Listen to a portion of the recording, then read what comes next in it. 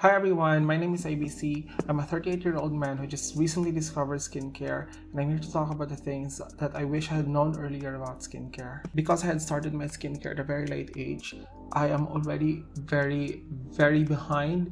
And I think the main thing that I wish I had known earlier is that I wish I had started skincare earlier. One of the things that I wish I had known earlier is really identify what my skin type is. I know for a fact that I have an oily skin, but I didn't know how oily I was and to what level of oiliness do I have until I did this one exercise, which is to wash your face really well, and then after washing your face, just leave it on, don't put any products in it, and then just let it air dry.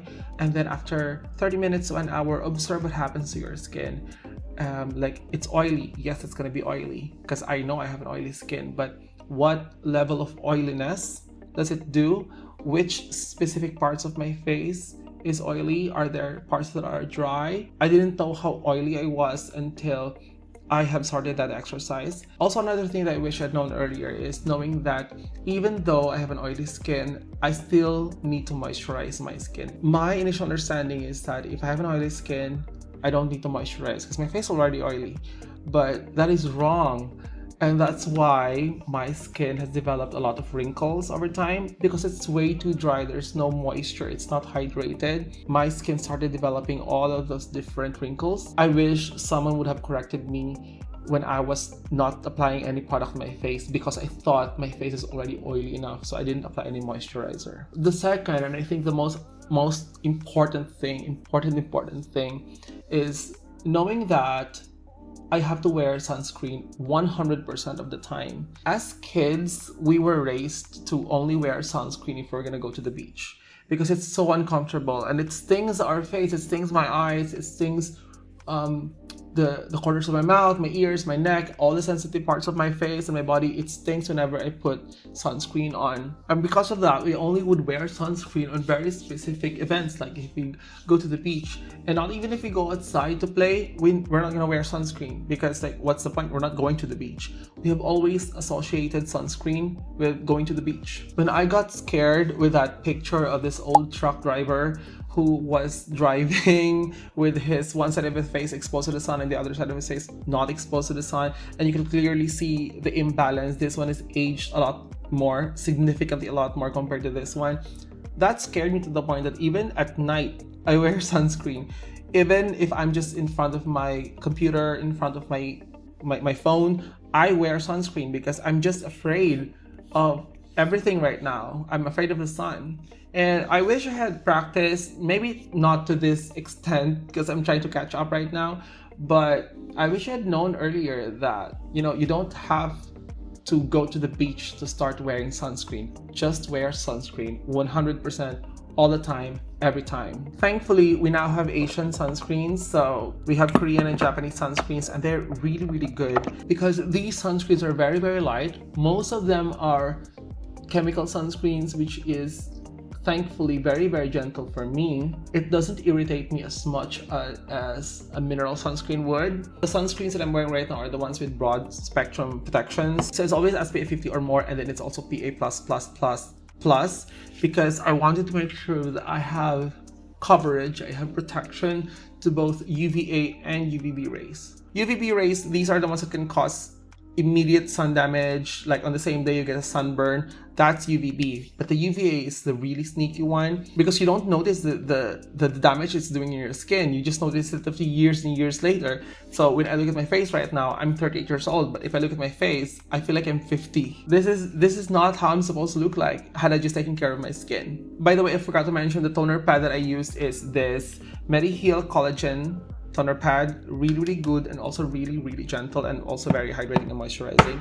And the serum that I'm using is the Anua Niacinamide and Tranexamic Acid Serum. It's also really good serum. I'm actually just trying this out for 2 weeks. I'm done with my first week, so I'm already in my second week, and I'm just trying to see if there's any improvement that's happening in my face. I learned the hard way that I need to do skin patch tests on any product. Even if it's just a toner, I still do a skin patch test. Even if it's just you know, even if it's just like a barrier cream, and obviously for barrier creams you don't necessarily need to do a patch test because they're supposed to be good on your skin, but I still do patch tests, and that's because the first time that I tried retinol, I just did it. And it did not irritate me that same night. And so I did it the next day and the next day and the next day. I did not educate myself really well. So I got tiny bumps in my face, and it really scared me. So that's a really good lesson for me, to make sure that I always skin patch any product that I'm trying on. Active ingredients really matter. If I'm just, you know, maintaining my face, I'm only gonna use skin barrier protection, skin barrier repair, gentle products, all of those stuff. It's really good. It's hydrating. It makes your skin feel nice. It soothes your skin, calms your skin. But in the long run, that doesn't do anything. If you want your skin to remain the same, just do skin barrier maintenance. But if you want to improve your skin, you have to use active ingredients. You have to use actives. That's why I started using retinol, because I feel like no matter how much I moisturize my face, nothing is ever going to improve if I don't use retinol, if I don't use niacinamide, if I don't use azelaic acid, if I don't use hyaluronic acid. All of these actives help my skin improve from the current state that I'm in. Whenever I buy any new product, I always make sure to read what's the ingredients, what can it do for me, and not just because it's next viral thing. Because if it doesn't have the right ingredients, I'm not gonna use it. By the way, this barrier cream is a really good barrier cream. I use it on a daily basis for now. This works perfectly for me. This is a Skin 104 Probiotica Enriched Cream. Oh, this is the holy grail of skin barrier repair. Lastly, and I'm also on my last product, this is the Skin 104 Sleeping Mask. So the last thing that I wish I had known earlier is consistency over perfection.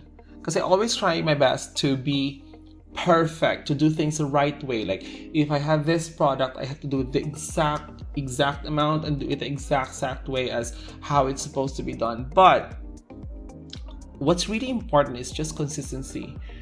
To make sure that I have a schedule, I stick to that schedule. I have a weekly skin cycling routine, and I always make sure to stick to that, because even if it's just gentle products, making sure to stick to my routine will help enable my skin know exactly what's gonna happen on this day. This day is my schedule for retinol, this is my schedule for exfoliation, this is my schedule for moisturizing.